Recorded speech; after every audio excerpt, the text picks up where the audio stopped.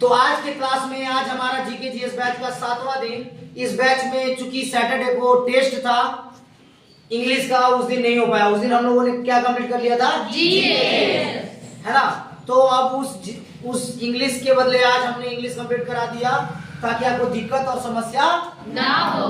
आज हम लोग देख रहे हैं इंग्लिश ग्रामर का टेंस। टेंस मतलब देखिए पढ़ा सब कोई है, जानता सब कोई है, लेकिन परेशानी होता जरूर है। तो उस चीज को आज हम यहाँ पर क्लियर करेंगे। तो देखिए जैसा कि टेंस का मतलब होता है काल या समय, काल और समय, जो हो रहा है या जो होगा या जो बीत गया, जो चीज हुआ जो समय से रिलेटेड है वही टेंस है। कोई दिक्कत? No sir. मतलब टेंस का मतलब है जिसमें वर्ब हो, जो काम किया गया पहले चाहे अभी चाहे बाद में होगा, वो होता है tense. Any doubt? No sir. Tense मतलब जिसमें वर्ब हो, जिसमें वर्ब नहीं होता वो टेंस नहीं होता है। जैसे यहाँ पर एग्जांपल एक मैंने दिया था, राम आम खाता है, मैं खाता हूँ, वो क्रिकेट खेलता है, लास्ट में ता है ती है। Yes sir. दूध मीठा होता है, उसमें भी तो है ता है ती है, तो क्यों उसका हिंदी मिल्क इज स्वीट क्यों होगा? क्योंकि उसमें भार नहीं है। तो समझने का तरीका समझ गए? Yes sir. कोई डाउट किसी को? No sir. अब देखिए टेंस को मैंने यहाँ पर बता रखा है कि टेंस का मतलब काल या समय होता है। ये 3 प्रकार का होता है, past tense, present tense, future tense. अब ये तीनों तीन प्रकार के होते हैं। पास्ट टेंस जिसमें था तिथि लगा रहा है, समझ जाइए, जिससे पास्ट की बात हो। चलिए, तो जिसमें था तिथि रहे वो कौन सा टेंस? Past tense. जिसमें है लगा रहा है वो प्रेजेंट टेंस। और जिसमें आगे की लगा रहा है वो फ्यूचर टेंस। लेकिन वर्ब का होना जरूरी है। कोई डाउट किसी को? No sir. अब ये उन तीनों के मतलब past tense, present tense, future tense, इन तीनों के कितने कितने भेद होते हैं? 4 4 types. Any doubt? No sir. पहला होता है सिंपल प्रेजेंट टेंस, या और मतलब या, इसी को बोलते हैं प्रेजेंट इंडेफिनिट टेंस। दूसरा होता है प्रेजेंट कंटीन्यूअस टेंस या प्रेजेंट प्रोग्रेसिव टेंस। प्रोग्रेसिव का मतलब होता है प्रोग्रेस में, मतलब चलते रहना, कंटीन्यूअस रहना। Any doubt? No sir. Present perfect tense और प्रेजेंट परफेक्ट कंटीन्यूअस टेंस। बस केवल प्रेजेंट की जगह पास्ट और पास्ट की जगह फ्यूचर लगा दीजिए, हो गया तीनों का 4 भेद। Yes sir. अब रूल अलग अलग होता है, समझने का तरीका अलग होता है। आज इतना तरीका से अच्छा से कंप्लीट कीजिए कि दोबारा जीवन में कभी भी कोई भी टीचर पूछे तो हम गलत और हिचकिचाए ना। सोचिए आज तक आप लोग क्या पढ़े थे कि आप लोग बार बार हिचकिचा रहे थे, आप लोगों को पता नहीं था, जब पूछा जा रहा तो don't know sir. Why don't know? क्यों नहीं? मतलब आप पढ़े ठीक से नहीं थे। टीचर खराब नहीं होता, मतलब आप पढ़े नहीं थे या तो फिर आप पूछे नहीं थे। आपको पूछना था। जरूरी है कि टीचर सब आपको पढ़ा दे, जो उसको आ रहा है वो बता रहे हैं, आपको पूछना चाहिए ना जी। आप पूछिए टीचर से, आपका पूछना काम है, आप पूछिए। जब तक आप पूछोगे नहीं टीचर को सब चीज कैसे मालूम होगा कि आपको दिक्कत आ रहा है इस चीज में? तो आपका पूछना बनता है, आप पूछिए। अब आते हैं हम लोग सबसे पहला नंबर 1 सिंपल प्रेजेंट टेंस, उसी को हम लोग बोलते हैं प्रेजेंट इंडेफिनिट टेंस। अब ये कैसे समझेंगे? तो जिस सेंटेंस के लास्ट में ता है, ती है, ते है इत्यादि लगा रहे उसे हम लोग सिंपल प्रेजेंट टेंस यानी प्रेजेंट इंडेफिनिट टेंस का वाक्य समझते हैं।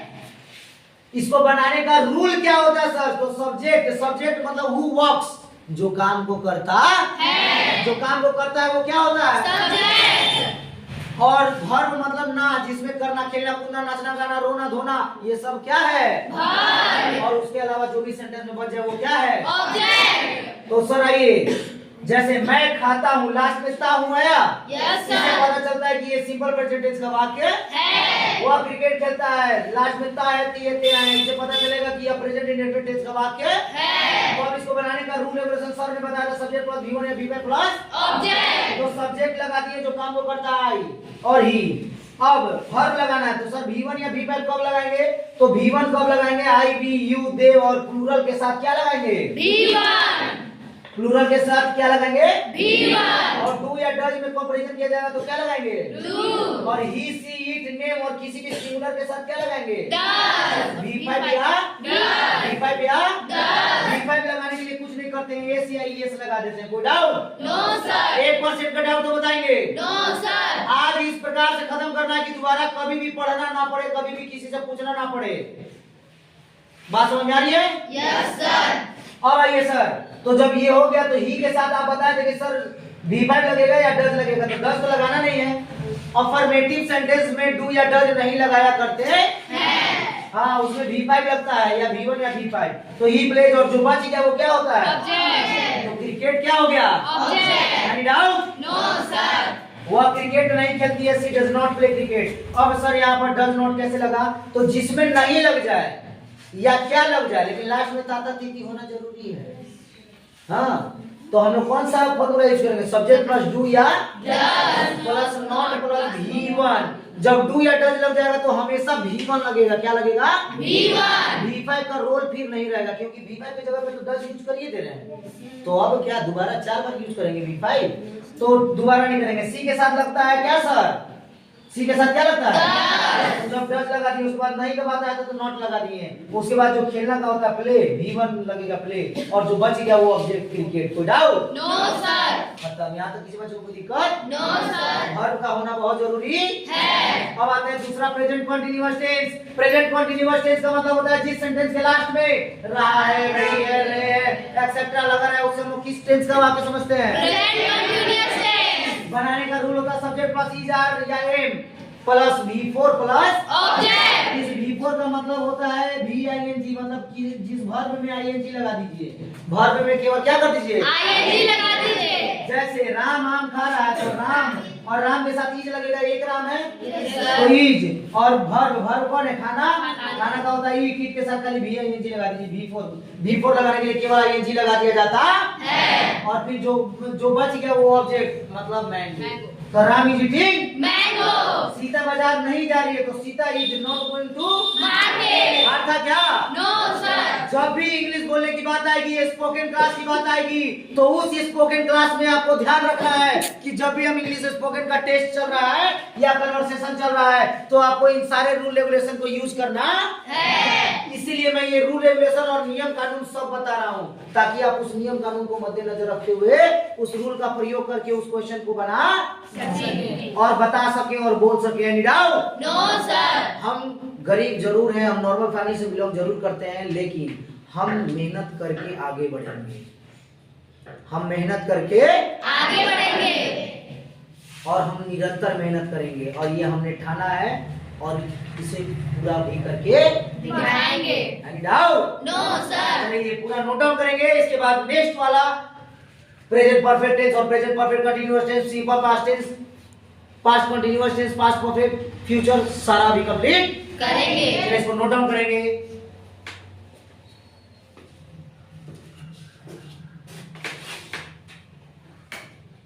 प्रेजेंट कंटीन्यूअस तो कंप्लीट कर लिए।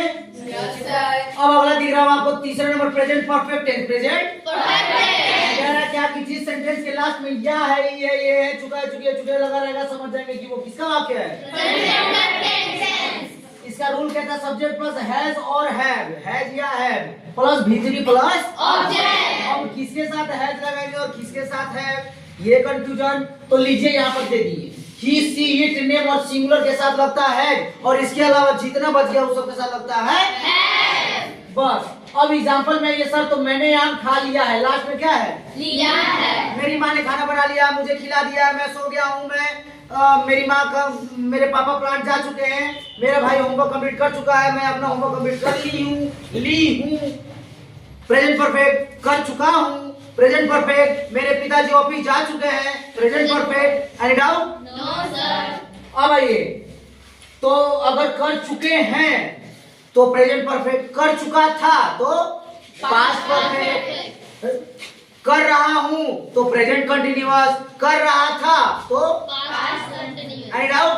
आपके क्लास 10th हो चाहे 12th, ग्रामर पोर्शन में ऐसे चीज जरूर आते हैं, याद रखिएगा।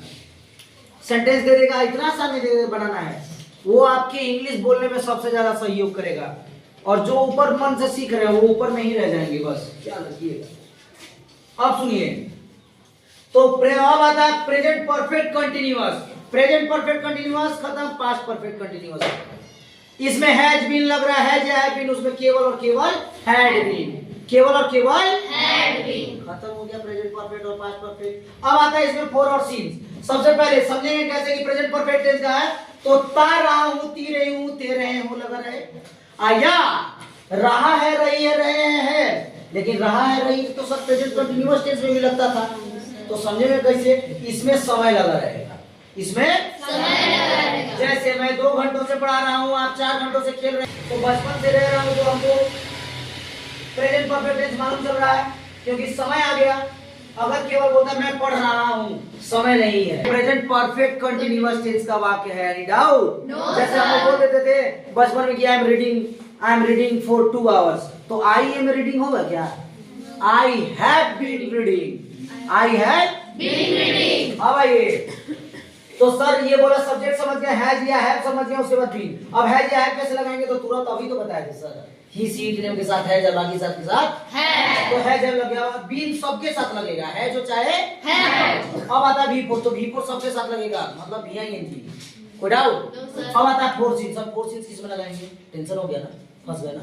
तो फोर सीन्स किसके साथ लगाएंगे? तो आइए अलग से आप सीख दीजिए। इसमें बच्चे सबसे ज्यादा फंसते हैं फोर और सीन्स में।